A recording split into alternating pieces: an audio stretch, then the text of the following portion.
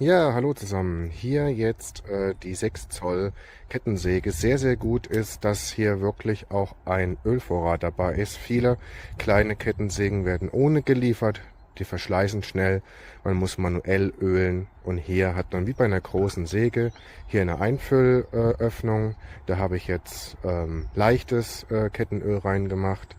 Und hier hinten pumpt man, bis diese Blase voll ist, damit eben im System Öl ist, und dann kann es auch schon losgehen.